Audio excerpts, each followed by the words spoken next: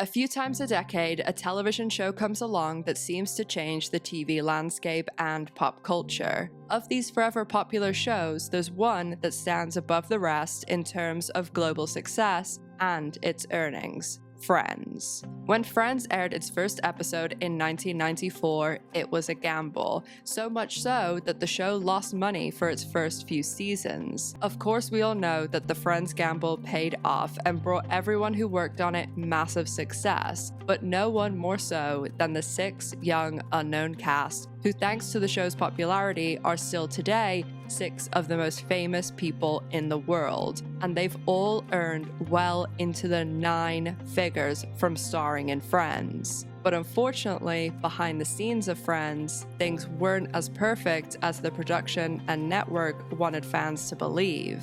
Because when there's billions of dollars on the line, network executives and producers will do whatever they can to keep the Friends money printing machine going, no matter what it costs other people. So today, we'll be diving in to everything that happened on the set of Friends, the good, the bad, and the complicated. We'll be covering the infamous Friends lawsuit that is still cited today in Hollywood as a cautionary tale of how what is said behind the scenes can be brought onto the center stage and exposed. We'll also be discussing the show's 6 stars, their individual careers, the cast feuds, and the best and worst cast headlines over the years. So sit back, relax, grab a drink and a snack, and let's dive in to the cast who are always making headlines and the show that defined a generation, Friends.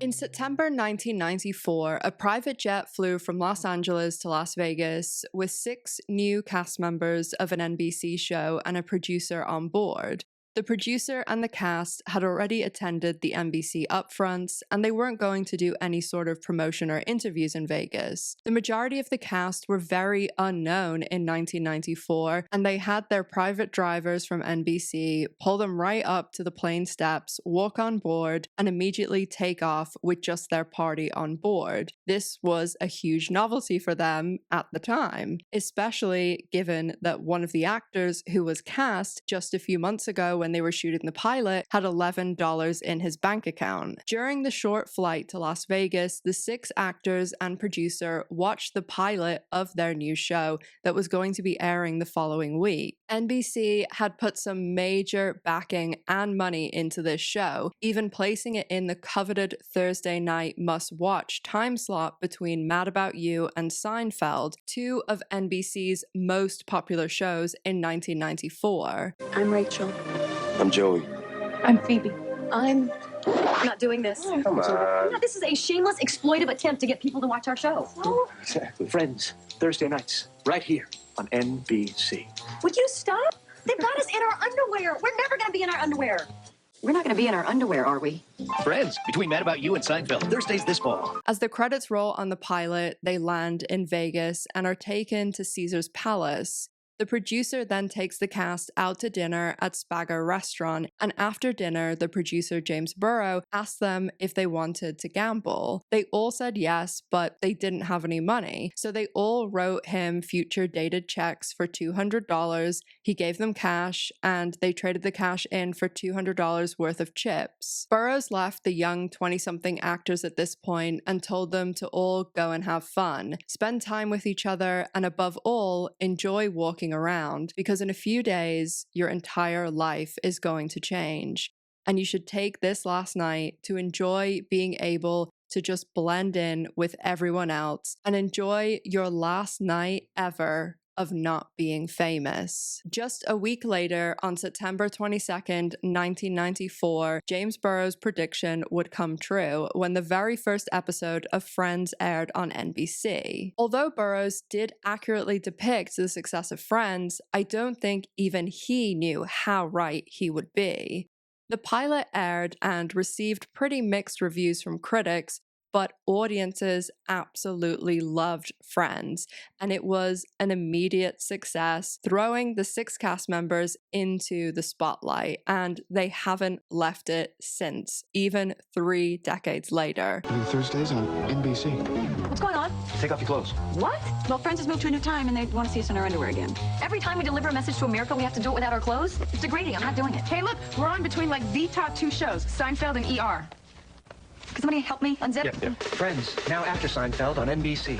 Friends has an incredibly interesting story about how it all came to be, and it's the pattern with a lot of successful shows. It went through many different titles before the first episode actually aired. David Crane and Marta Kaufman began developing Friends alongside 2 other pilots after the cancellation of their CBS show Family Album in 1993. Kaufman and Crane thought of the idea for Friends after thinking about their time after college when they started living by themselves in New York, when they felt like their futures were very uncertain and had a bit of a question mark over them. They wrote a 7-page treatment, and a treatment is kind of like a short story and the stage before the first draft of a script, and they titled the show at that time Insomnia Cafe. They pitched it to NBC, and the president of NBC at the time, Warren Littlefield, had regretted passing on the show living single, and so he was very interested in this show about young people living together and trying to make it through their 20s. NBC bought the idea as a put pilot, which means that generally the show has a very good chance of being picked up by the network, as when you make a deal for a put pilot, if the network doesn't broadcast it, there will be quite a substantial monetary penalty paid to the studio. Kaufman and Crane wrote the pilot for Friends in 3 days, and at this stage they changed from Insomnia Cafe to Friends Like Us. Once pilot season started in January 1994, it became evident that Friends Like Us was a show that NBC really wanted to make work, and when the scripts went out, a lot of people thought it would be a hit. Both of these things meant that every actor in town wanted one of the 6 lead roles, although at the time, the thought was to have Chandler and Phoebe as supporting characters to the other 4, Ross, Rachel, Monica, and Joey. David Schwimmer was the very first actor cast on Friends in his role of Ross Geller. That was actually specifically written with David Schwimmer in mind. Courtney Cox was next to be cast, and she was the biggest name that was cast in the show at the time. Pilot season usually runs from late January to April, and Courtney Cox's latest project in '94 was about to come out on February 4th, the movie starring Jim Carrey, Ace Ventura, Pet Detective. And she'd also had pretty successful guest star appearances on Family Ties and NBC's Seinfeld.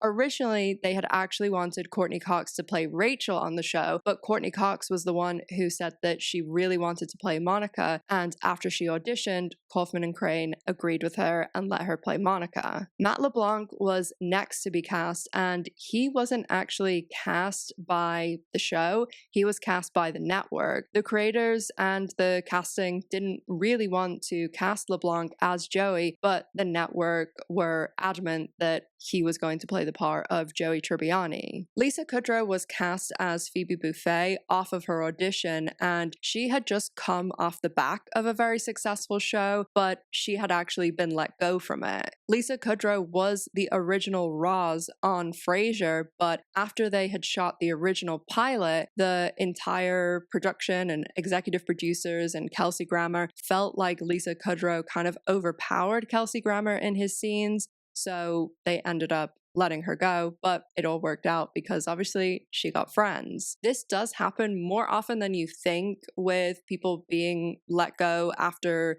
pilots have been shot. I've talked in other videos about Alyssa Milano was actually a recast on Charmed. Alison Hannigan was also a recast on Buffy, and a wild recast story to tie it into Friends was that Matt LeBlanc on his last scripted show, Man with a Plan, which ran from 2016 to 2020, he actually originally on that show was going to have Jenna Fisher, who is Pam from The Office, as his wife on the show, but when they shot the pilot and then put it to testing and showed audiences, they said that they just couldn't see anything else but Joey married to Pam from The Office. So Jenna Fischer ended up being let go from that project. At the time of being cast as Phoebe, Lisa Kudrow had been playing a waitress on Mad About You, Ursula Buffet, and any Friends fans listening will know that that character of Ursula was incorporated into Friends as Phoebe's twin sister. The Mad About You cast, like Helen Hunt, even actually guest starred in the earlier seasons of Friends, and we'll get into the insane guest stars later. When the Mad About You cast members first see Phoebe in a scene, they actually say, "Is that waitress?" And they have a whole little back and forth. As I mentioned, when Friends premiered, it was actually sandwiched between Mad About You and Seinfeld. And they kept this Ursula Buffet thing going for the entire run of the show.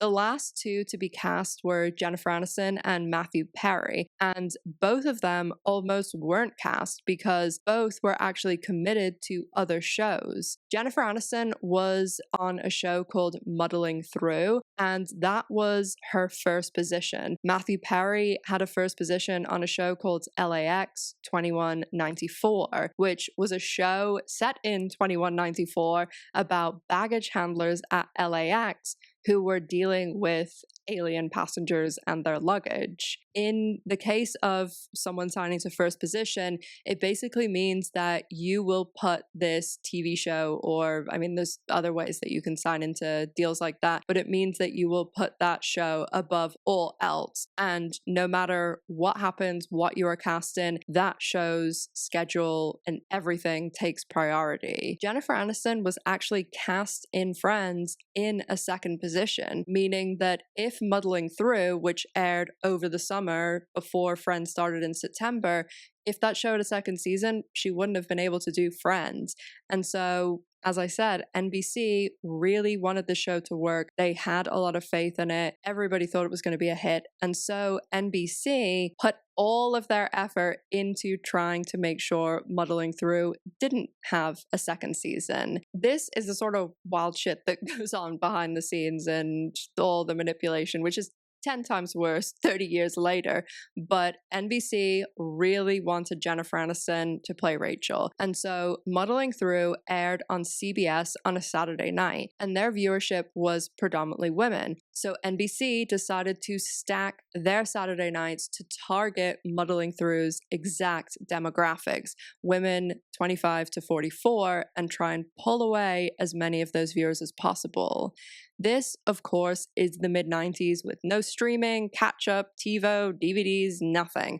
They did try and switch Muddling Through to Wednesdays after a few weeks, and they realized it was bleeding viewers, but it was too late. And to NBC's delight, the show was cancelled and Jennifer Aniston was free to do Friends. 5 of the 6 roles were now cast. Matthew Perry's casting is kind of a crazy story too. Actually, I think his is even crazier. The second he read the script, he wanted to play Chandler. He felt like he was Chandler. In his book, he talks about coaching a lot of friends and acting acquaintances for their auditions for the role of Chandler because so many people saw him in the character. He had got this part on the baggage handler show after pleading with his agent to get him any work, as he had recognized at this time that he had an issue with drinking and he wanted to work. And as he details in his book, he wanted above all else to become famous. In a weird twist of fate, there was someone else who was originally cast as Chandler or offered the role of Chandler, and this guy was called Craig Berko, and he actually was a very good friend of Matthew Perry's. Matthew Perry, Craig, and another actor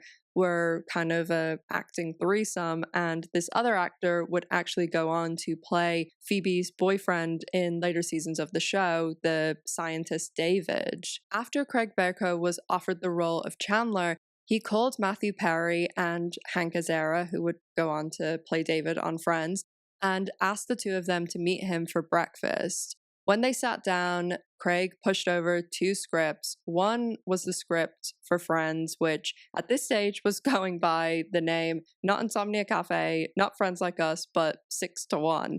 And there was another show called Best Friends that Craig had also been cast in.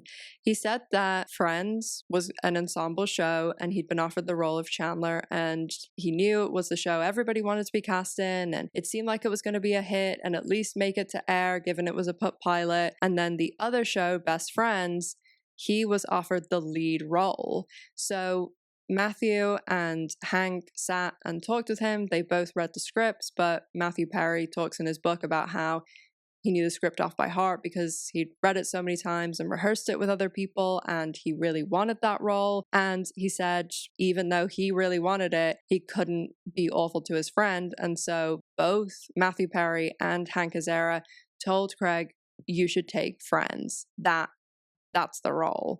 And so Craig went over, picked up a payphone, 1994, and Matthew Perry listened to him pick the other show. And it's because he wanted a lead role. He didn't want to be part of an ensemble. And can you imagine? Oh my gosh, how that guy was just like play that over and over in his head. And Matthew Perry actually talked in his book about how whenever Friends aired and became the success, he didn't actually see Craig for like 5 years, because when he did see him again, he was said to him like, I just couldn't deal with the fact that I turned down this role, you took it, and then it went on to be like the most successful show ever. And to make it even worse, Craig Berko actually went to school and was friends with David Schwimmer. The role of Chandler was the last role to be cast not only on Friends, but for the entire 1994 pilot season. The only reason Matthew Perry was cast is because after insisting on an audition, a woman named Jamie Tardis, who was an NBC executive and one of the executives developing Friends, she actually was married to a man named Dan McDermott, who was involved with this baggage handler show. He was an executive over at CBS, and when they were in bed one night, she said to her husband, oh, what about Matthew Perry? Like, how do you think this baggage handler show's gonna go? Like, would it be an insane thing for us to cast him in a second position? And her husband was like, oh no, that show's terrible. It's not going to make it to air.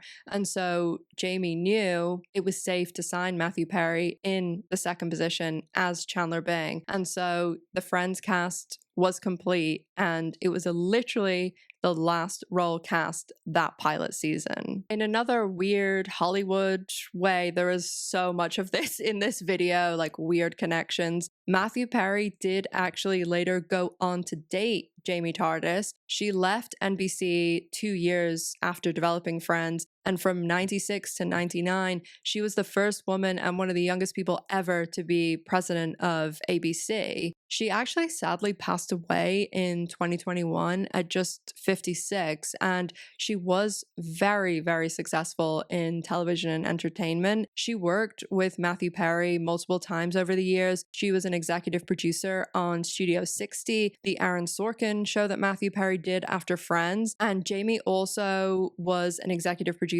on Matthew Perry's show that he wrote himself, Mr. Sunshine. There's another weird tie-in because on Studio 60 that Matthew Perry starred in and that Jamie Tardis was an executive producer, that show was an ensemble show when they originally wrote it, or Aaron Sorkin originally wrote it, and everyone was supposed to be paid $50K a week. But this is 2006 when Matthew Perry had been making $1 million a week 2 years ago, and so he didn't want to do $50K a week, and so they ended up tweaking Studio 60 and giving Matthew Perry $175,000 per episode per week.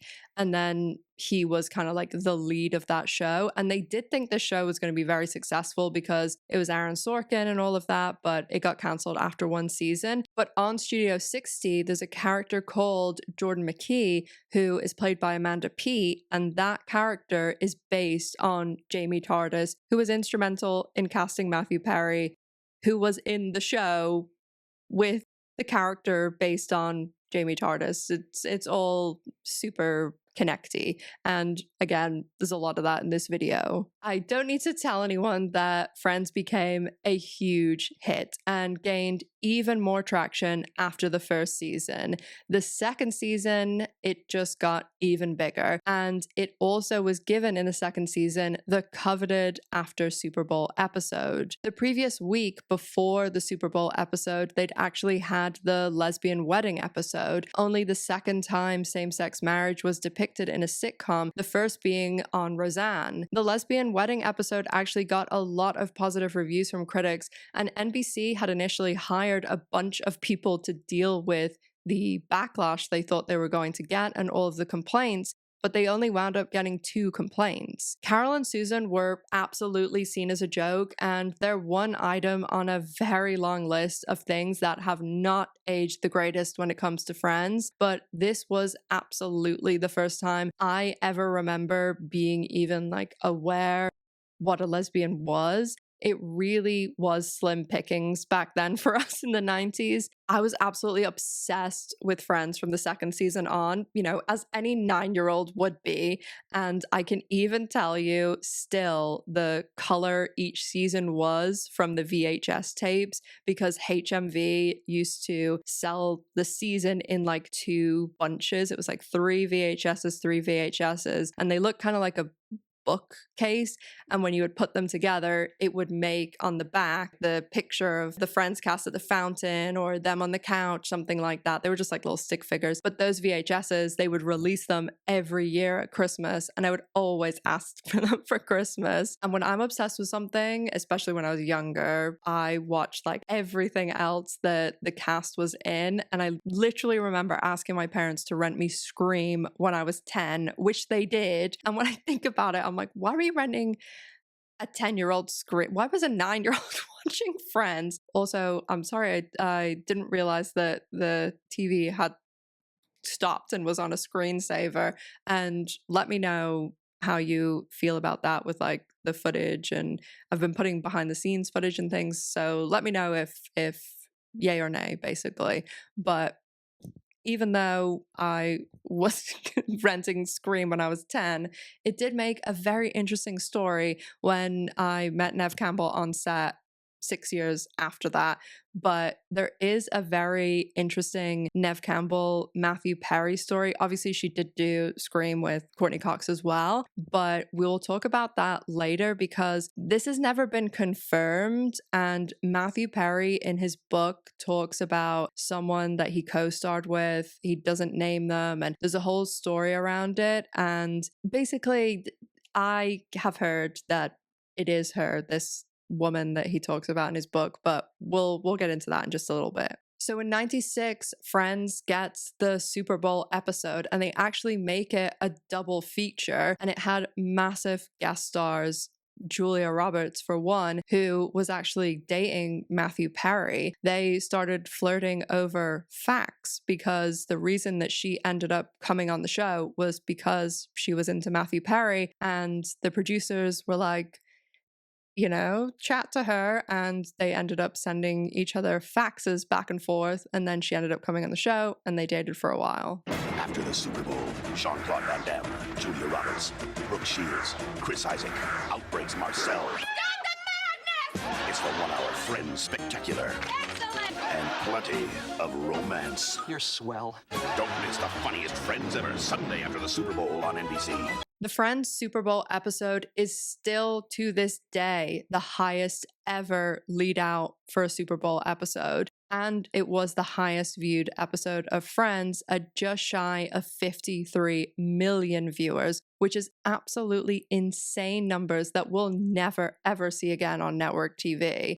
The Friends finale was very close to this number, though. Running into the third season, the cast were insanely famous. They'd all started doing other work. As I mentioned, Courtney Cox was in Scream in 97, Scream 2 in 98, and she also met her husband, David Arquette, on the set. Jennifer Aniston did movies like Picture Perfect and The Object of My Affection. I remember loving both of those movies, again, when I was like 10, but haven't seen them in years. I think they'd be interesting to rewatch because all I remember about The Object of My Affection is that Paul Rudd played pregnant Jennifer Aniston's gay best friend. So we'll see how that holds up. Matthew Perry did the movie Fools Rush In and put a pin in that one for a minute because it becomes very significant in Matthew Perry's story. So with the success of Friends by season 3, it became time to renegotiate their contracts, and with the success, they obviously wanted an increase in pay. And at this stage, the cast did something absolutely unprecedented. And even today, it's still very rare that this is done. There's only a handful of, maybe not even a handful of shows I can think that have done this. When the show started, most of the cast were unknown, and they were on about $20,000 an episode every week. The cast with name recognition, like Courtney Cox, or who were a bit more of a focal point, like Jennifer Aniston and David Schwimmer, they were at a bit more, closer to $40K. So David Schwimmer, who was the highest paid, approached the rest of the cast and said that they had more power if they stuck together, and that they were an ensemble and they should all make the same, which this is a big deal for any actor to do, but so unheard of for the actor making the most to do this. When they made this deal to stick together, they decided they'd only do the show if all 6 of them did the show. Season 1, most of them were on 20, 30, up to 40. Season 2, they're all bumped up to 40s and 50s, but by season 3, they were all bumped to 75, which was what the lowest earner out of them would have. And so they made them all 75. For season 4, they got bumped up to 85,000 an episode, and Friends had 24 episodes a season. So that's working out at 2.1 million a year in the 90s. The way Friends was shot, they would have an audience on Friday nights, and it's obviously multicam too. Plus, it's a half an hour, but like really 20, 22 minutes when you take out all the adverts. So this is a pretty great deal. I mean, most things that you're going to do for 2.1 million a year is a pretty good deal, but season 5 saw them cross into the 6 figures. They were getting 100,000 a week an episode, about 2.5 a season. Season 6, they were bumped up to 125,000, about 3.1 million a season, but season 7, it went to a whole other level. And season 6 is usually where a lot of people start getting antsy or want to leave. But NBC knew what a hit this was. And it wasn't just the fact that the show was successful and bringing in huge ratings. And, you know, they started to diversify into things like merch and all of this stuff then. But it was also the fact that from season 4, when they reached close to 100 episodes, that usually is when you can start selling the show into syndication. And that was even more lucrative than the actual show that was airing. The cast knew this, knew how lucrative the show was, how successful it was, and how valuable they were. And so for season 7 and 8, they signed a 2-season deal. They were then making $750,000 an episode. That is such an insane jump and such an insane number, which meant they were making $36 million for those 2 years, $18 million a year. Of course, most people know that it went even higher than that because they again signed a 2-year deal for seasons 9 and 10.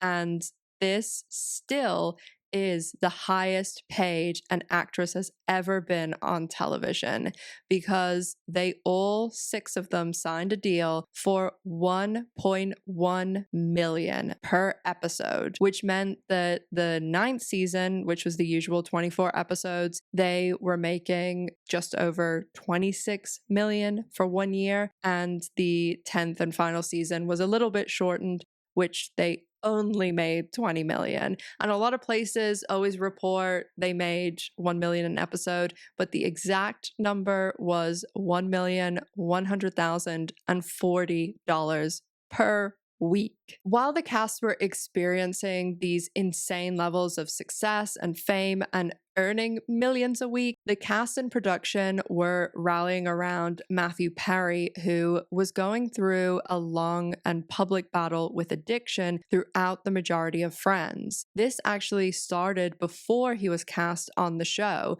as he'd struggled with alcohol since his mid-teens, and when he was on Friends, it just got worse during the earlier seasons. Matthew Perry thought that he was hiding it well, but he was first confronted by Jennifer Aniston over his drinking, as she was saying that the cast could smell it, and he agreed to get help. Unfortunately, alcohol was not the only substance Matthew Perry would struggle with. He said in his book that you can usually tell by his appearance on Friends which substance he was misusing. He said if he was heavier, it was usually alcohol. If he was thinner, it was narcotics. And if he had a goatee, it was a lot of narcotics. He also talked about not remembering a lot of his time on Friends due to his misuse of substances. During the first few seasons of the show, he was predominantly drinking, but when he went to film the movie Fools Rush In, his life changed forever. While filming, Matthew Perry wanted to ride one of the jet skis that was around, but was told it was a liability. That's like very common because obviously if an actor gets injured, it screws up the entire production. And Matthew Perry did actually end up being sued later down the road for closing down a production, which I'll talk about in a little bit. But he pressed the production at the end of filming to let him ride one of these jet skis, and he ended up getting into an accident. He ended up really hurting his neck, and a doctor was called before he headed back to LA, and he was given the painkiller Vicodin, which at that stage was a Schedule 3, but now it is a Schedule 2. Matthew, from that point on, said that he could not get enough of the medication, and when he went back to LA, he was brought a script for 40 more, and from that point on, he just kept using more and more until he was up from 1 pill a day to 55, and he later moved to oxycodone and then to Dilaudid. As I'm sure a lot of people are aware, when you become physically dependent on narcotics, you will go into agonizing withdrawals if you don't have them. And so Matthew Perry was taking these large amounts just to feel normal. After being confronted by Jennifer Aniston and then the rest of the cast, he agreed to go to rehab in the hiatus of the show. And up until season 8 in 2001, he was going back and forth between rehabs and he was misusing substances all during this time. But in his book, he wrote that from 2001 onward, he was largely sober with these blips of relapse and blips of using for a period of time and then going to another rehab. Obviously, that is contested now, but put a pin in Matthew Perry for just a minute while we catch up on everyone else, because there's a lot more to talk about with everything that was in his book and some things that really stood out to me. I mean, they're kind of just very eye-opening, what he says in the book and what ended up happening. And then, of course, there's everything legally that happened to the people who were charged with everything surrounding his overdose and passing away. So we will get into that in just a bit. So come season 4, Friends is still a juggernaut, and there are so many interesting things about this show and the cast. Honestly, I could do a 10-part series on Friends. I could do a deep dive on each of the cast members, and honestly, please, if this video does okay and people like it, I would love to do it. So let me know in the comments, because I mean, if you wrote down on paper my dream job when I was 10, 16, I'd be talking about Friends to people with my cat. So, there's a lot of crazy things about this show, but one of the most unique things is the ratings, because most shows, even the ones that are really good and really popular, they tend to go past their peak. They tend to start dropping in ratings, but Friends pretty much held its ratings the entire run, which was a decade. I mean, it is just unheard of, especially the numbers that it was at. They only ended up wrapping the show in season 10 because of one person, and I don't mean that in like a mean way, but we'll get into that in a bit too. But I honestly believe they'd still be making this show to this day if the cast wanted to, because The ratings were just so good, and it is still, in 2025, almost 2026, one of the most popular watched streamed shows globally. Like, it is a phenomenon still. And as I mentioned, some of their higher rated episodes, like the finale, like the Super Bowl, were up in the 50, 52, 53 million in the US alone. But the ratings overall each season always floated between 25 and 30 million. It didn't drop off at all. Season 9 actually was one of the highest rated. Some of the most watched episodes of the series are the ones with big life events around the characters. The one where Monica and Chandler get engaged, the one where Monica and Chandler get married, the one where Rachel has her baby, and I'm sure as most people know, these are actually the episode titles, as they would style them all the one with or the one blah blah blah. And the only two that don't have that are the pilot and the finale, which is titled The Last One. Two of the biggest episodes like this with big events for the characters were the season 4 finale and the season 5 premiere that were both set in London. And for season 4, they did actually film the last few episodes of the season in London. The season 4 finale was the one with Ross's wedding, and this finale in 1998 was one of the most talked about things of the year. I remember talking about it non-stop with my friends. It was just everywhere in the media because it was such a cliffhanger. The characters go to London for Ross's wedding to Emily, and Rachel has decided not to go to the wedding. She stayed with Phoebe, who's having her brother's triplets. Lisa Kudrow was actually pregnant in real life and couldn't go with the rest of the cast because of this. And her real life baby just graduated college last year or the year before. And that makes me feel 127 years old. But at the last minute, Rachel decides not only to go to London, but also to tell Ross that she's still in love with him. This was so talked about and hyped because Ross and Rachel were the ship of the 90s. Toxic as hell, but also popular as hell. I remember wearing out the mint green VHS of the London episodes and the anticipation building all summer and people talking about what was going to happen because Rachel arrives at the wedding, sees Ross, doesn't tell him that she still has feelings for him, and then at the altar, Ross says Rachel's name instead of Emily's. Also, one of my favorite Friends guest stars is in these episodes. Jennifer Saunders from Absolutely Fabulous, one of the funniest shows in the world. If you haven't watched it, it's hilarious. The 5th season premiere was highly anticipated with this cliffhanger, and still, Friends just continued to hit its viewers with stories that kept them tuning in and talking about it. While Ross and Rachel were always popular and a thread throughout the entire run of the series, the London episodes also saw a new couple emerge in Monica and Chandler.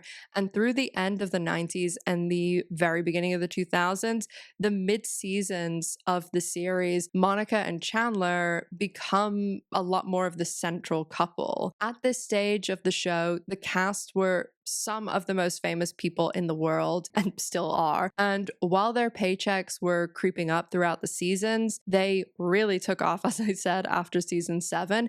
But it wasn't just those single paychecks from the show that went up with the last 4 seasons. While this was one of the best deals in TV show history, what they ended up being paid for Friends when they were making it is absolute peanuts compared to the rest of what they made and the negotiations. With its popularity, Friends became an even bigger monster through syndication and reruns and being sold outside the US. Friends first aired over 31 years ago and is still one of the most popular shows, as I mentioned, on streaming and TV, everywhere. And every single year, they earn over $1 billion just from syndication and streaming revenue. Forget about merchandising and everything else. Merchandising wasn't really a thing when Friends came out. I've as I said, always been obsessed with TV and Friends, and I always wanted merch. But when I was a teenager, like it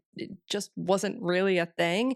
It was so hard to come by. And actually, the cups behind me, I'll show you like a close up. Those cups were like the only merchandise that you could get when the show was in the first couple of seasons. And the only reason that I have those is because I got them from the actual NBC store in New York. And they have 1996 on them. They're like some of the first merch ever that came out for the show.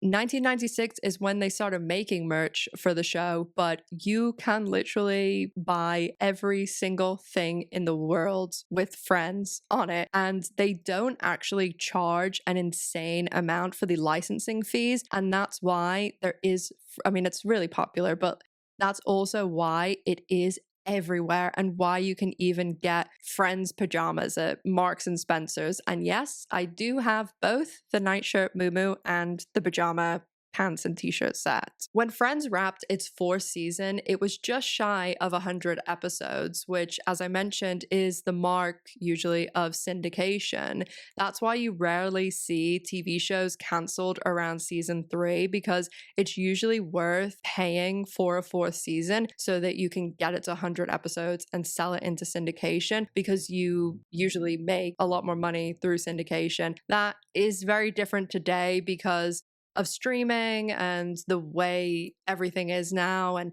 obviously a lot of shows, they only make 8 episodes a season. They're not doing anywhere close to 24. So it's very different today. But you used to be able to get one show, and it didn't have to be a Friends.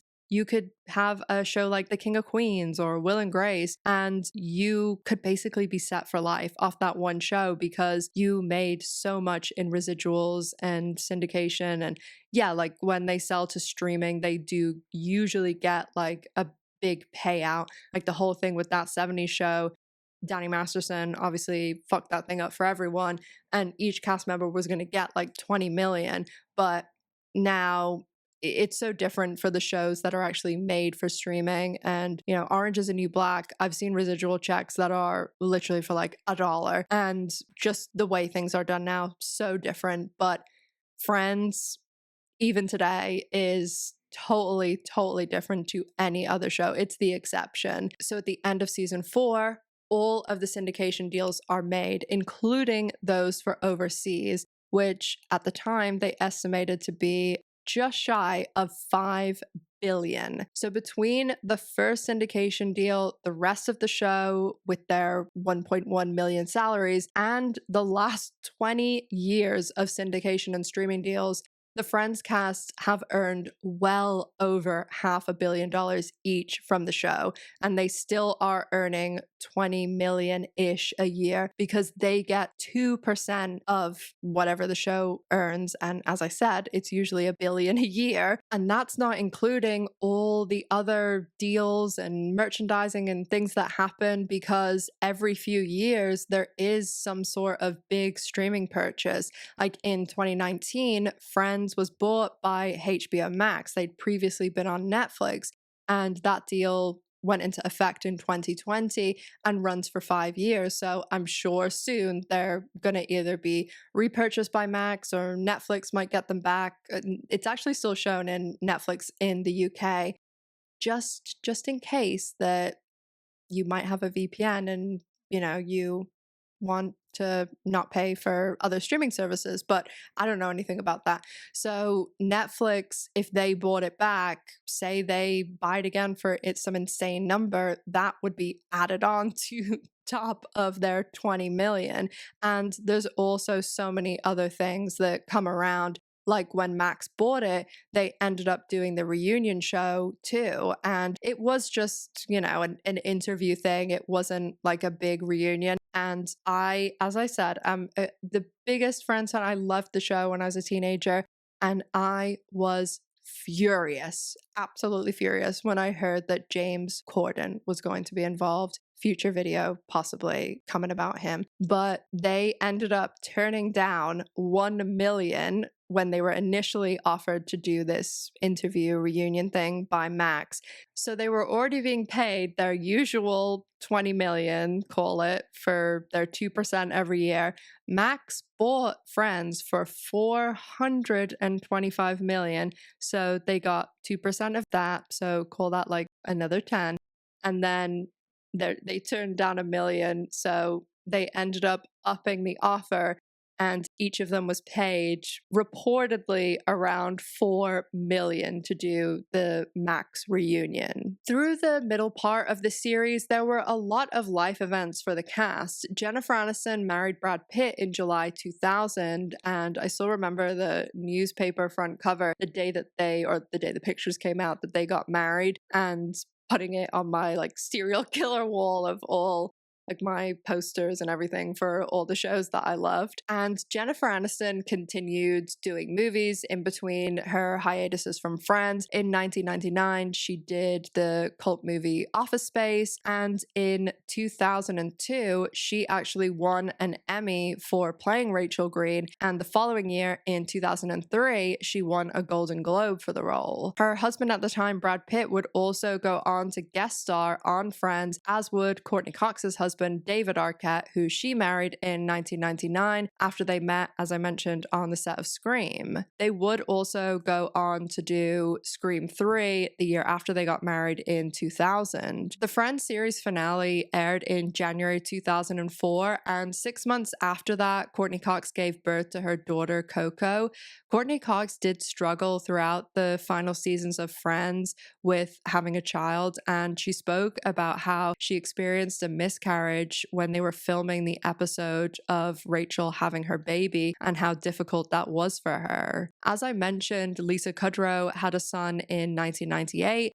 And the year prior to having her son, in 97, she starred in one of her best-known film roles, Romeo and Michelle's High School Reunion. Lisa Kudrow won an Emmy in 98 for her role as Phoebe Buffay, and the year before Friends ended in 2003, Matt LeBlanc married a model named Melissa McKnight, and they welcomed a daughter the same year as Courtney Cox, the same year Friends ended, 2004. When Friends wrapped production in 2003 and aired its finale episode in January 2004, it only did so because Jennifer Aniston wanted to do movies and conclude the show. Of course, because they had their deal where all of them did it or none of them did it, they decided that they were going to end things after a decade.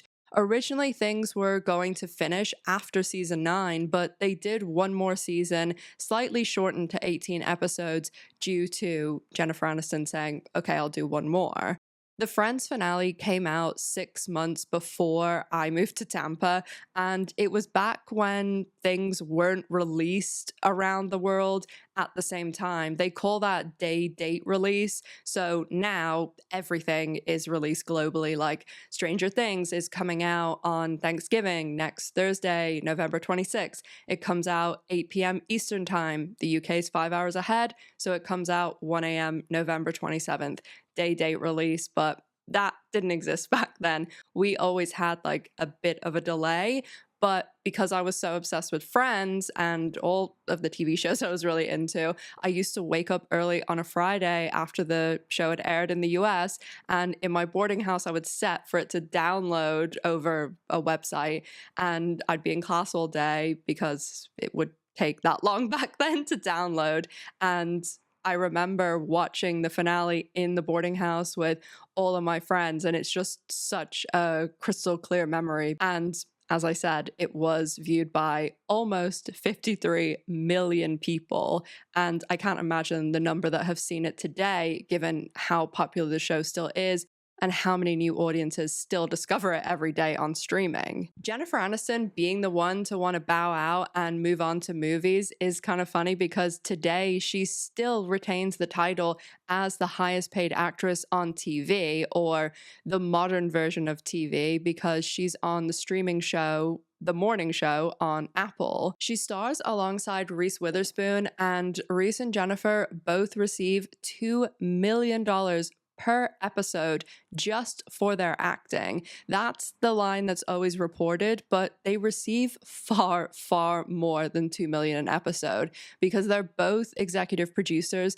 and they have points on the back end. There's 4 seasons of the morning show. They initially signed for 2 seasons, and I'm sure they got a bump for season 3 and 4. So they've earned well over $100 million in those 4 seasons of 40 episodes. I actually used to cover the morning show on my original channel, and it is an insane show, but what can I say? I'm a millennial lesbian, so Reese Witherspoon, Jennifer Aniston, Juliana Margulies, and Reese Witherspoon and Juliana Margulies are playing a couple. I'm pretty easily sold on TV shows, but that show is kind of Jennifer Aniston's big return to TV because she has done bits of TV over the years, like she did an episode of 30 Rock and other little bits and pieces here and there. Hi guys, editing Ash here again. I have a few of these scattered throughout the video as per usual. Anyway, I'm jumping in to say, I just think this is an interesting little Reese Witherspoon, Jennifer Aniston lore story that when Reese Witherspoon was on Friends, she actually played one of Rachel's sisters. Her younger sister, Jill. Christina Applegate played her other sister. It went down really well. Like, they liked the dynamic of Rachel and her sisters because you'd heard about her sisters for a really long time, and they'd always have little like bits of lore about the sisters just that they would mention in passing. And allegedly, when Jennifer Aniston and Reese Witherspoon were working together on the show, allegedly they did not get on at all. Apparently that was why like Reese Witherspoon never appeared on Friends again. I will say that from everything that I've heard, that beef has been squashed and clearly they get on fine now and have the bare minimum of a working relationship on the morning show. I mean, getting paid $2 million, that can really behoove someone to get on with someone that they're not too fond of. But from everything that I've heard, they're fine now together, and maybe it was like being younger and all of that. And the environment on Friends was very tension filled, and I will get into that when another editing Ash section jumps in. Towards the end, I actually was still like looking into this stuff, and I wanted to speak to someone that I knew that had quite a good friend that worked for a number of years on Friends, and I couldn't get a hold of this person until after I'd filmed. So there is a lawsuit that was filed against the producers of Friends, a whole like sexual harassment thing, and so I do want to talk about that, but it will be an editing Ash section later. There is quite an interesting situation with this lawsuit, and some of the things that were being said in the writer's room about cast and stuff, ooh, it's fitting for the 90s, let's just say. And so that will be towards the end after the Matthew Perry stuff. But for now, back to Past Me. But she has predominantly done movies for the last 20 years. Horrible Bosses 1 and 2, We're the Millers, Marley and Me. She's done a lot of movies with Adam Sandler, who has a big Netflix deal now. So she's done a lot of Netflix stuff like Murder Mystery and Murder Mystery 2. It would honestly take forever to list all that she's done in the past 20 years, but she's been very successful, and I would say the most successful post Friends. Jennifer Aniston does actually have another TV show in the pipeline with Apple, I guess, because she's being treated so well there.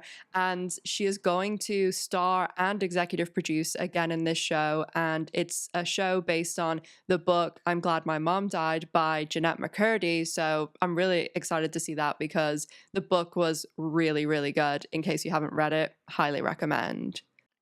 As I said, Jennifer Aniston has popped up here and there on TV, like in an episode of 30 Rock, but she did also do an episode of Courtney Cox's TBS show, Cougar Town, which was on from 2009 to 2015. The Friends cast have popped up in so much stuff over the years. Usually when it's TV, they'll do like one episode of stuff here and there, unless you're Matt LeBlanc, who has really only done TV series that he's the star of. And he's really done the most TV work post Friends. But Courtney Cox, she's done a ton of stuff that is little cameos, and she's even done an uncredited cameo in the show Private Practice.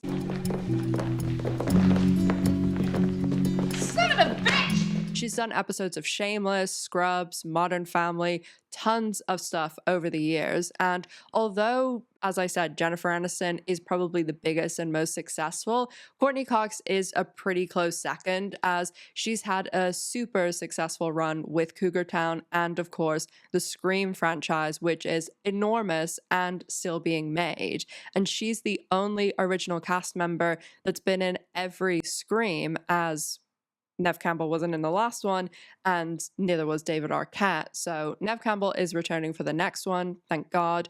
But Courtney Cox really has had like a very successful career with the Scream franchise movie-wise. And I haven't forgotten about the Neve Campbell and Matthew Perry thing. We're going to get into that in literally just a second. Lisa Kudrow has been a bit more selective about the things that she's done. And I mean, you can be really selective when you're one of the most famous people in the world, was on one of the most successful TV shows of all time, and you are earning over $20 million a year without doing absolutely anything. Lisa Kudrow has done probably an even split of movies and TV shows. She's done Bad Neighbors 1 and 2, Easy A, Booksmart, and on TV, she's done things like Grace and Frankie, The Unbreakable Kimmy Schmidt, BoJack Horseman, The Good Place, Rick and Morty, and many others. She has also starred in 2 TV shows, one being Web Therapy, which was a web series,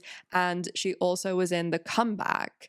As I said, Matt LeBlanc is really the only one of the 6 of them who has done a series after Friends where it's gone on for quite a few years, and he's done several of them. Matt LeBlanc did start down the movie route when he was on Friends. He did movies like Lost in Space and Charlie's Angels 1 and 2. I remember Lost in Space being a big movie that they hyped up a lot. I could be misremembering that because I was like a preteen teen that was obsessed with Friends, but I feel like it was one of those movies that people thought was going to be really big because obviously it was based on old IP and was a reboot, remake, the beginning of those, and it didn't go down very well. So I think that maybe that contributed to him sticking to television. Matt LeBlanc did pop up in other projects of the Friends cast, like Lisa Kudrow's Web Therapy, but he mainly focused on shows like Man with a Plan that I mentioned earlier, ran from 2016 to 2020, that Pam from The Office was supposed to play his wife and she ended up being let go. And he also did the show Episodes from 2011 to 2017, where he played an exaggerated version of himself, and that's a pretty good show. His other main show and his first project after Friends is the very forgotten Friends spin-off Joey. You can watch most of Joey on YouTube, and I'll leave it linked down below in the sources. It's on the actual Friends YouTube channel. But for a while, until they posted it fairly recently, there wasn't any way to watch Joey unless you owned the first season DVD. That's the only way you could watch it. And you couldn't even watch the second season DVD because they never released it. I watched the first season of Joey when it aired because I had just moved to Tampa, and it was the whole like novelty of being able to watch American TV when it aired and with all the American commercials and things. And obviously I was 16, and that was, I think, what most Friends fans did. They tuned in the beginning hoping to see a bit of Friends still there, but it got great ratings the first season, and then it really, really declined. The very basic premise is Joey moves from New York to LA, and Drea de Matteo was the other lead role on the show, playing one of Joey's sisters. Jennifer Coolidge was on the show too, the best bit, and she played Joey's agent. It aired its first season in September 2004 after Friends wrapped in that January, and was pretty universally disliked.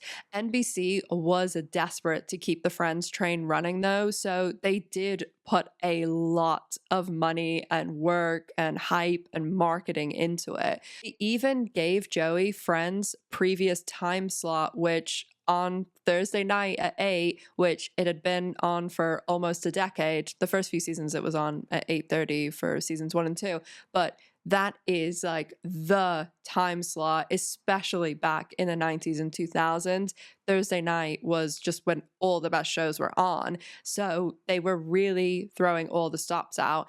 And they also inserted and did like tie-ins, like they had Ellen appear on Joey and Michelle Trachtenberg, and there was all these little things that they did to try and really get this show to be another gravy train for them. But as I said, the first season, it was great. Lots of people tuned in. The premiere got 18 million viewers. But like me, I'm guessing a lot of people saw that not only wasn't it Friends, but it just wasn't a good show. And because NBC really wanted it to work, they did renew it for a second season, but the ratings were just getting worse and worse. And so after 3 months, it aired in the fall, the second season of 2005. They then, in December 2005, put it on hiatus and then bizarrely aired one episode in March 2006, again put it on hiatus, and then canceled it in May 2006. Most people don't even really remember Joey having 2 seasons. Most people think it had 1. And I did test this and asked some of my friends, again, that were all like millennial women, the absolute Friends clientele. And most of my friends, yes, they like watch TV and movies and all that stuff, but none of them are chronically online girlies who are super, super into pop culture like us. So yeah, they are good litmus tests for seeing what the kind of general population thinks. And most of them either said, I completely forgot that show ever existed, or they were like, oh yeah, it was on for 1 season. So Joey definitely, aside from being on YouTube, was pretty much lost to time. Hi guys, Editing Ash here with a very weird one. So despite the fact that Joey was cancelled almost 20 years ago, there was a Joey update in between me filming what you just saw and now. Joey was actually completed after 20 years. So in the video, I've just spoken about how they had a massive ratings decline in the second season. The show was not getting good reviews at all. And so the show after Christmas like went on hiatus. And so they decide that they're not even going to air these other remaining episodes. I think it's 9 that they had left. And so the last third of Joey was never aired. And as I said, or I'm about to say, they didn't actually release the second season on DVD. So you were never able to even see the rest of Joey season 2, the last third of the season. And they have just decided this week to release them, and they released them, and all the other episodes are on YouTube. It's just wild how that happens sometimes. Obviously, I wasn't keeping up to date on Joey news 20 years later. I do like to stay apprised of everything as much as I can. Sometimes I might know something's going to happen, hence the Smallville video. I definitely had no clue that there was going to be a Joey update 20 years later. So back to past me. I think a lot of people also tuned in hoping that there would be guest appearances from the Friends and stuff like that, the rest of the cast, but the closest they came was David Schwimmer directed an episode. Although it's not a scripted show, Matt LeBlanc did host Top Gear in the UK for seasons 23 through 26. Season 23, he was a co-host, but then he took over as the main host for 24 through 26. Top Gear is a really popular show in the UK. It's usually on Sunday nights, and it's a show about cars and bikes and driving around really fast and stuff like that. So it is a pretty significant hosting gig, and he left that in 2019. David Schwimmer did the odd guest appearance on TV as well. He was also on 30 Rock with one of my other co-stars, Alec Baldwin, which I will save that story for another video.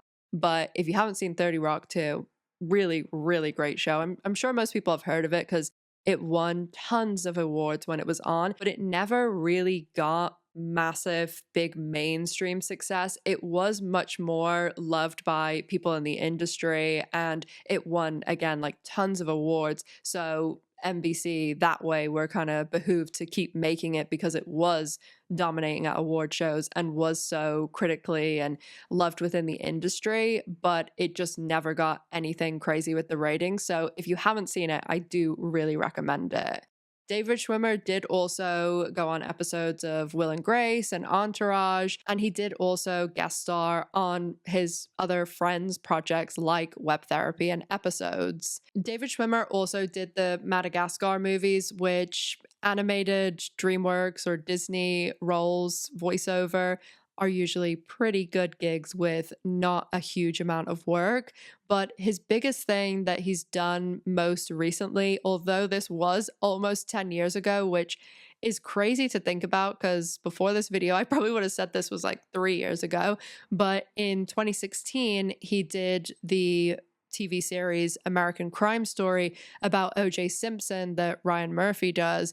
And he played Robert Kardashian in this, the Kardashians' dad. David did also do a show in the UK. This was a scripted one though, and it was called Intelligence, and it ran from 2020 to 2023. And most recently, David did appear in the Goosebumps series, and he is also one of the friends that I have actually met in real life. And it was when he was filming a movie on the Isle of Man, and I met him it was like by total happenstance that I was back visiting friends for Christmas, and people were like, oh, David Schwimmer's on the Isle of Man. And the Isle of Man is teeny tiny, and if something happens, everybody knows about it. They did used to film a lot more movies when I was younger and was growing up there and went to school there, and they don't do that so much anymore. I've mentioned before, but it's a tax haven, so there was a lot of incentive to do that. They still do film a lot there, and I have talked about how the first sets I was ever on was when I did acting as a kid and when I was 9, and the first set I was on with Julie Andrews and Colin Firth. But even I think it was 2 summers ago, Channing Tatum, who went to my high school's rival in Tampa, Channing Tatum went to the Isle of Man 2 summers ago to do research for a movie about the TT races, which is this on-road motorbike race that the Isle of Man is like super famous for. And there's lots of other things, like it's the first place to give women the vote, it's the longest standing government in the entire world. And when Channing Tatum was there, I was in Tampa, and it was literally like I heard he was there, and over the course of the 2 weeks that TT ran, literally nearly every single person that I knew on the island that I was friends with on Facebook, it'd be like one day, oh, there's so-and-so with Channing Tatum. Oh, there's so-and-so. It was like every single day. It just was like a tick off of everyone I knew meeting him on the island. And that happens with any sort of movie that's being filmed there. So when I went back to visit some friends at Christmas, it was like, oh, David Schwimmer's here. And we ended up running into him in a bar, and was super, super, super nice and just a super chill guy. This was, I can't remember the exact year. I'll put it on the screen if this isn't right, but I'm pretty sure it was 2007, maybe 2006. So when they did the reunion for HBO Max, it was actually supposed to happen in 2020 because Max bought the rights in 2019. But of course, COVID screwed everything up. So it ended up coming out in 2021.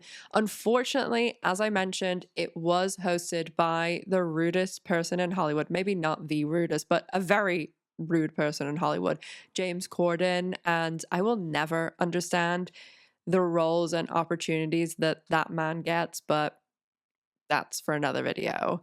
The reunion was shot on stage 24 at the Warner Brothers lot, which has been renamed the Friends stage. They renamed it after the show wrapped. Sadly, this reunion special would be the last ever on-screen appearance for Matthew Perry, and this special was also when a lot of people began to be concerned for him. We're going to get into all the specifics about Matthew Perry's passing, but just to say in general, there is so much else to cover with the cast of Friends and all of the things in their lives outside of Friends, because obviously this video has mainly been Friends with threads of stuff from their lives that was relevant.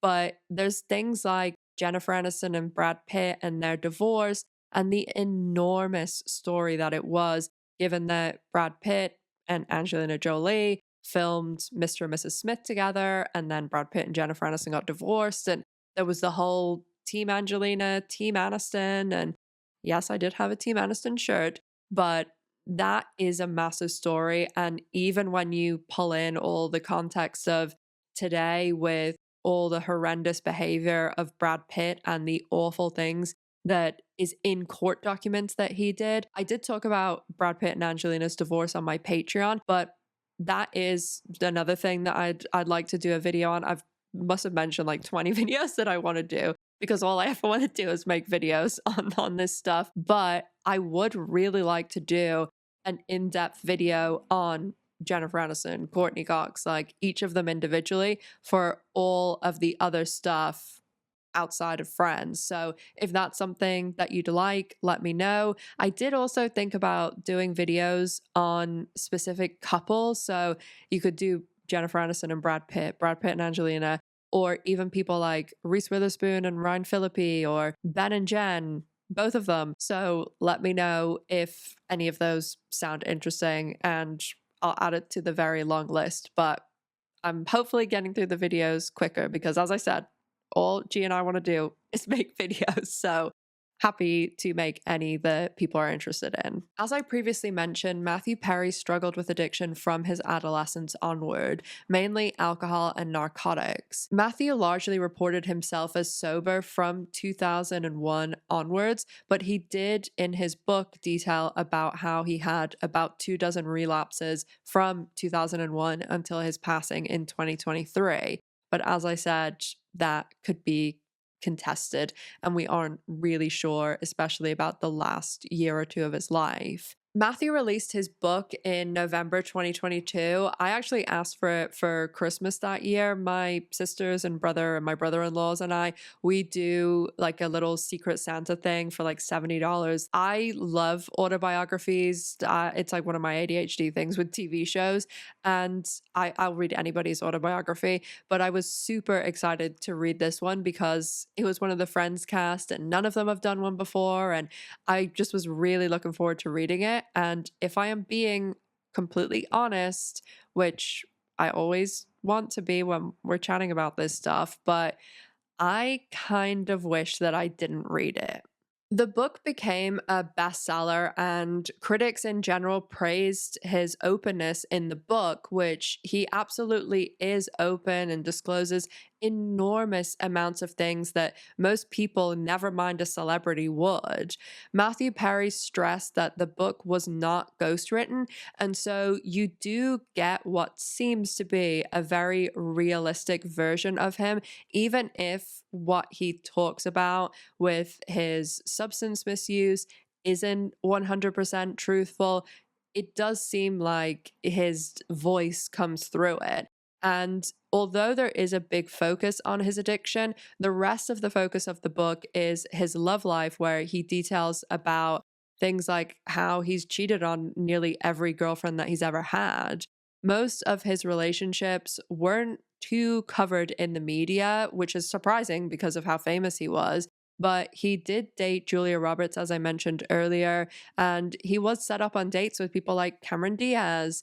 He did also date Lizzie Kaplan, Janice Ian from Mean Girls, for 6 years, and obviously she's done so many other roles, but Lizzie Kaplan is the only person, along with a person I believe to be Nev Campbell, that isn't named in the book, And you can very easily piece together that it is Lizzie Kaplan because it's a 6-year relationship. And he talks about her living in London and her having a British husband. And there's loads of other things that it is obviously Lizzie Kaplan. He also talks about this other woman that he filmed a movie with in 1999.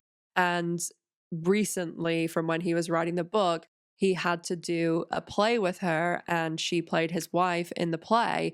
And in this book, he talks about how this woman was the one that got away and how even when he was writing the book, he still, when her name would come up at things, which I'm assuming sometimes maybe Courtney Cox scream, that he would say, oh, I would still, get like clenches in my stomach and stuff.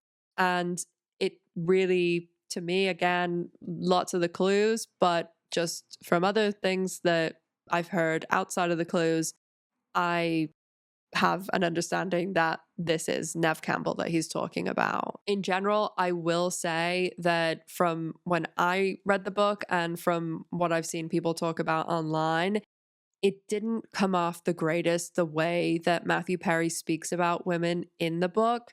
After his book was released, there were some videos released by women ranging from age 19 to around 23, 24 that spoke about meeting him on the celebrity dating app Raya. There are other relationships that he talks about in the book, like the one I mentioned, Jamie Tardis, who was the woman who helped him get cast on Friends and was an influence for Amanda Peet's character on Studio 60. But the Nev Campbell, or what I believe to be Nev Campbell, is mentioned kind of sporadically throughout. And he does talk about how she was this one that got away. And anytime that he sort of thinks about marriage and children, or even sees her in the press with who she's with, he always used to think, this is what he says, that if they had ended up getting into a serious relationship, that he would have married her and had kids with her. And there are a few other women that he talks about that aren't public figures, so there's no need to like really talk about their names and stuff like that. But he did at one point propose to a woman, and he does talk about how he almost proposed to Lizzie Kaplan. He spoke about how he commissioned this painting and talks about how he got it for her for Christmas, and it was like the most that he'd ever spent on a gift. And at the beginning of their relationship, they had like a friends with benefits relationship, and he said that his business manager told him that he and Lizzie had exchanged like 2,700 text messages. And so the painting that he commissioned had like Lizzie Kaplan reading the New York Times with a bottled water, because apparently that's what she did, and him playing video games, which he talks in the book about how, because he'd basically retired, that's what he did most of the time.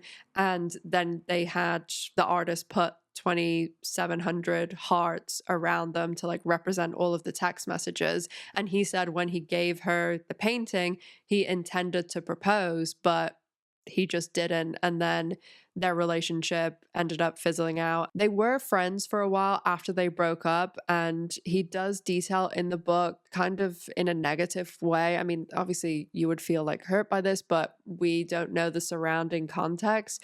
And he said Lizzie Kaplan, when they were friends after they broke up, she basically out of the blue sent him a message saying like, I don't want to be friends anymore and I want to sever this relationship. He did do a play in London that is another story that he talks very, very negatively about, because it got not great, well, pretty bad reviews, especially when it went to Broadway. And he invited Lizzie Kaplan and her husband, because they were living in London too, because the play opened in London and then went to Broadway. And he said that she didn't want to come, and he was like very, very upset and angered by this. The bloody screen went off again. Sorry, I need to make a longer B-roll reel. Teething problems. So I hope that didn't bother people too much that it was a screensaver. But I did read the Matthew Perry book when I got it, obviously in Christmas 2022, but I did reread it for this video. My thoughts in general stayed pretty much the same, but obviously it's very different reading it now and having the benefit of hindsight. And there's a very different element when he's talking about his addiction and certain substances because of what we now know. He talks in earlier parts of the book about actually being given ketamine when he's in hospital, which is, of course, the drug that would take his life. And he talks about not liking ketamine and how it wasn't for him. Towards the end of the book, he talks about how there currently wasn't any dose of narcotics that could make him feel high because of his tolerance and it being so high after so many years, especially because he has all the money in the world. Money wouldn't be an issue like it would be for a regular person who was misusing substances. Also, very sadly, he talks about how if he still could get that feeling from the narcotics or a medication, that it probably would kill him. He also talks about never crossing the heroin line and saying how that probably saved his life. And he said that he was becoming paranoid when he was getting sober about buying substances off the street due to the fentanyl epidemic that's happening. He even said that when he went into one of his rehab stints in recent years, he did actually test positive for fentanyl. I think all of those things coupled together with the fact that he was actually being given ketamine for a very legal and medically necessary reason, all of that just was a contributing factor to his passing. During the taping of the Friends special and later the airing of the Friends reunion, there were murmurs of people being concerned for Matthew Perry due to his behavior in the episode. Seeing the episode is when I thought something might be up, but when I really thought something was up was when I saw the statement they released in response to people's concern from the episode. A wonderful couple of days. It's been very nostalgic and really just heartwarming couple of days. Being on the set and seeing the old set. In the special, there are points, and in the promotion of the special, there are points that he is slurring his words, and some of his behavior seems very lethargic at the reunion. He does seem to have issues maintaining eye contact as well, and there does also seem to be a bit of an atmosphere shift with the other cast members when he's speaking for a prolonged period of time. But that could be a million things, and that's of course just my interpretation. It's also worth pointing out that while there were supplementary interviews with things like Good Morning America that were live, the Friends special through HBO was pre-filmed. So usually if there is something like an actor or someone being interviewed is getting used to a new set of dentures or veneers or 100 other million things, if they do fumble over their words a little bit, they will use another take, or they'll even say, hey, let's redo that one. And usually there are multiple other versions to choose from. But obviously when it's the person that's affected overall, it doesn't matter how many takes they do. If the person is being influenced by a substance, you're just going to get the same result. And so there was a statement issued that he had had emergency dental work done after biting into a piece of toast with peanut butter on it and losing his front teeth. Yes, it's me again for the 127th time, and please ignore my naked Christmas tree back there. My reward for finishing this video, if I ever do, is decorating my Christmas tree. But I did just want to add a little bit of context about some of the clips I'm going to show you, and just going forward in the video talking about the reunion special, Matthew Perry's passing, and this massive Friends lawsuit that I will get into. Anyway, the bit that I really want to focus on is the fact that when this reunion special was happening, a lot of the clips and things that came out about Matthew Perry and people sparking concern and discussions around his behavior came not actually from the reunion HBO special. Some did, but it was majority from Entertainment Tonight and interviews like that. And the reason for that, I think, is because HBO has all the incentive in the world, literally billions of dollars, to try and make the reunion and the Friends cast and everyone look as good as possible. So they're going to clean up things in any way they can. Whereas Entertainment Tonight and all these other companies and interviews, they want virality. They want attention on their interviews. They want it clipped. They want comments. They want all of this stuff. So if something happens and it doesn't make one of the cast look good, they're going to use that. And there's one Entertainment Tonight interview in particular. You see like David Schwimmer, Matt LeBlanc, and Matthew Perry being interviewed. And this is clearly like a press day, and they will have like all of the Access Hollywood, everyone, boom, boom, boom, come in one after another. They ask one of them a question, they answer, blah, blah, blah, so on. And when they do this, I mean, YouTubers do this as well, that when someone's talking, they do a tight shot on the person talking, and then they do, with them, there's three, that they'll do a 3-shot where it's a 3 of them lined up, and then they cut in with clips of B-roll from the show and stuff like that. And so when Matthew Perry is answering a question, it's the clip I just showed you before, where he is slurring a bit, and you see kind of Matt LeBlanc and David Schwimmer look a bit like tension, and then David Schwimmer answers a question. And when David Schwimmer's answering the question, they are pretty much the whole time just on the 3-shot, because Matthew Perry is like motioning and then he's like doing this, and Matt LeBlanc after a couple of seconds actually says, you know, that's the interviewer, you know, you're on camera. Okay, I gotta ask, who's making the who's? Is that the girls? And you're on camera. I'm not. Yeah, there's a 3-shot, I think. Are you in a 3-shot? Then try and like play it off like a joke.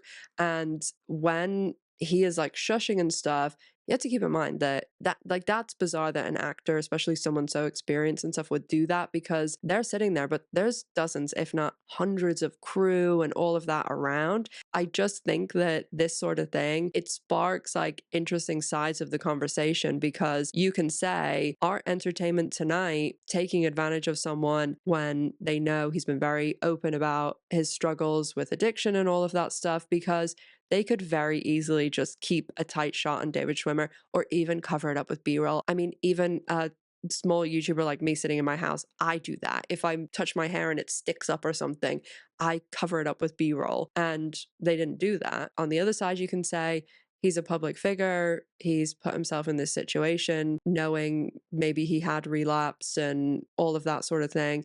And then there's the other side of, I'm obviously speculating here, maybe he did recognize he had relapsed and he wanted to get out of the special. There's no way he would have. I mean, this is like ironclad stuff. There's millions, billions of dollars on the line, because this was signed obviously to do in 2020. So maybe he was in a good place then when he signed, and by the time 2021 came around, he's in a different position. I mean, can you imagine if Chandler wasn't at the reunion special? It would have been a huge thing. And I don't know whether he did want to get out of it or not. I'm just saying this could have been the situation. Maybe he thought he was acting totally fine and he could get through it and it wouldn't be obvious. But these are just interesting things to keep in mind, I think, when we're going on now to talk about the reunion, Matthew Perry's passing, and as I said, that very big Friends lawsuit. So back to past me. But I like hearing that. I'm going to do this while Matthew's talking.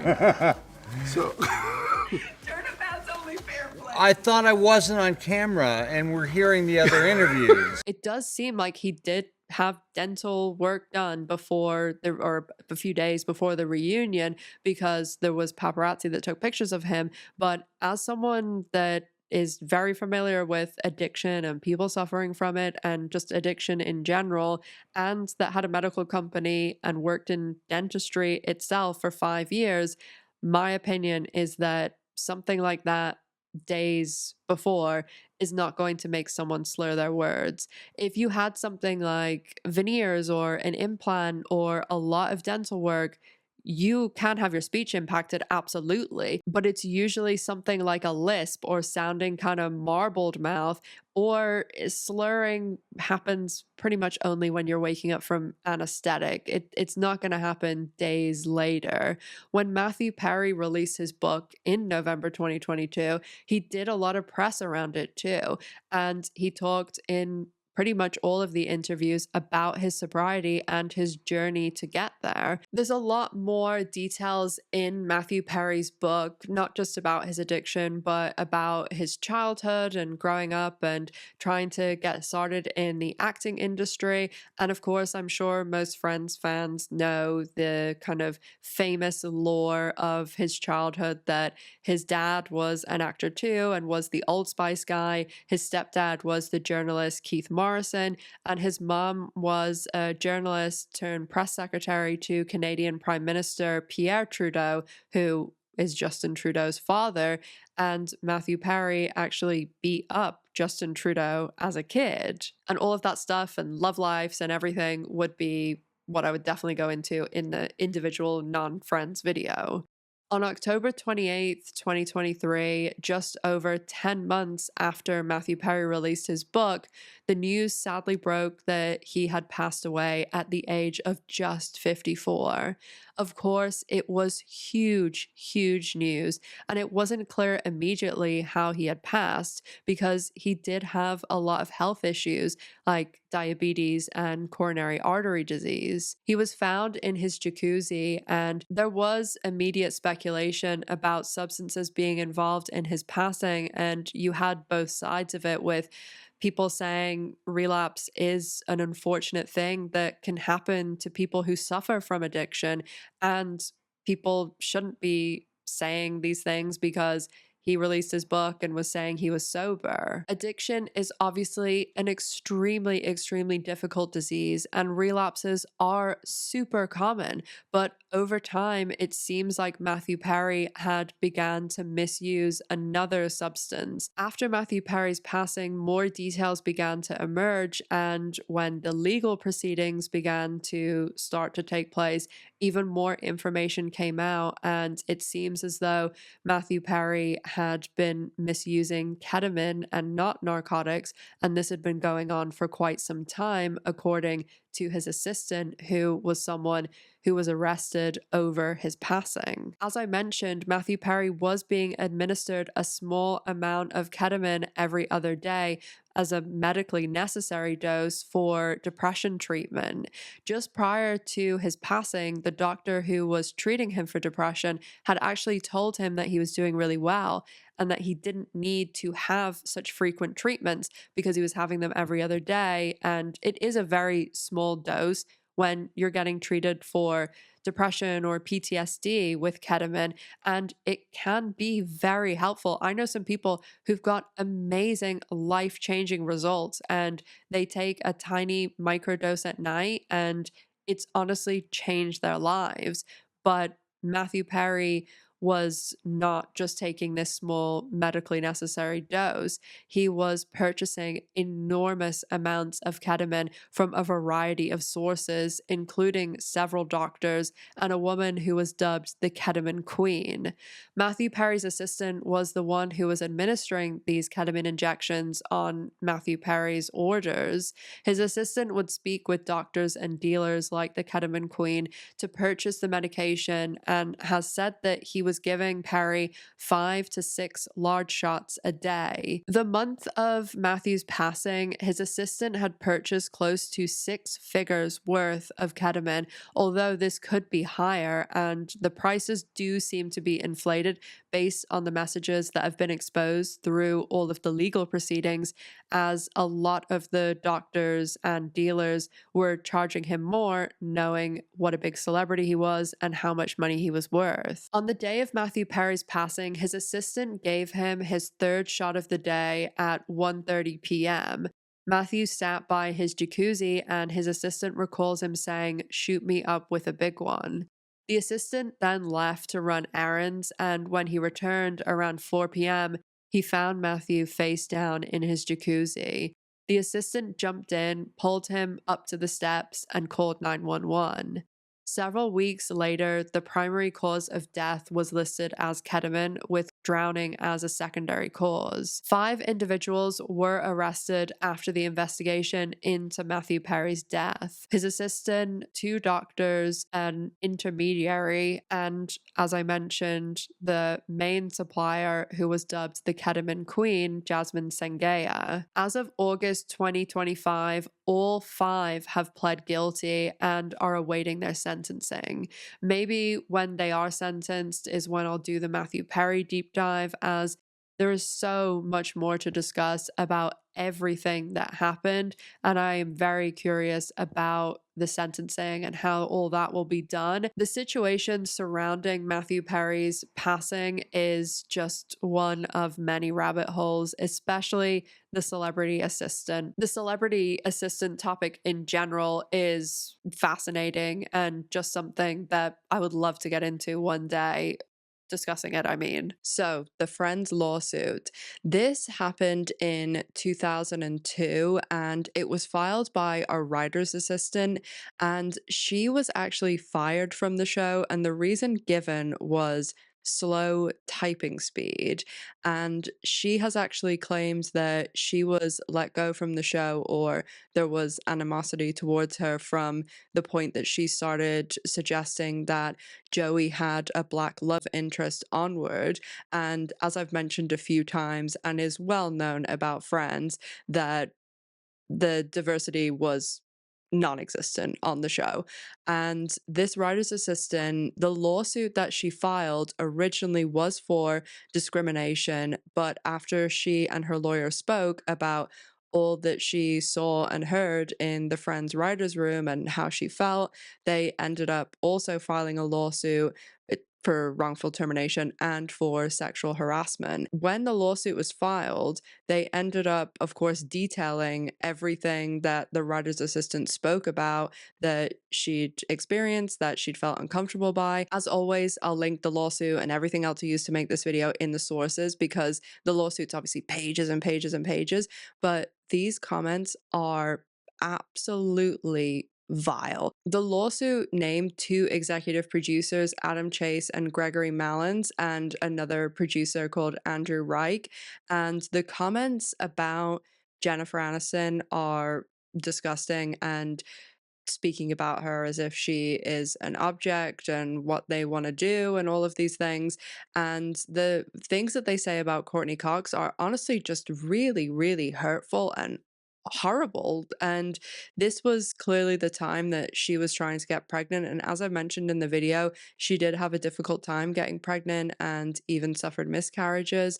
And the things they are saying about her and why she's not getting pregnant, and even speculating about disordered eating and going into like really vile comments about her and her husband. I will link the pages below because I can't actually read out what they're saying, because this video would absolutely be flagged as 18 plus. It is that vile. And they actually, these producers, admitted that they had said these things and just said pretty much, oh, this was in private, and yeah, like, what about it? The lawsuit was thrown out because obviously the judge didn't think there was a case there, but they did admit to saying everything that was in this lawsuit. It just wasn't that the judge felt there was actually this environment of discrimination and harassment.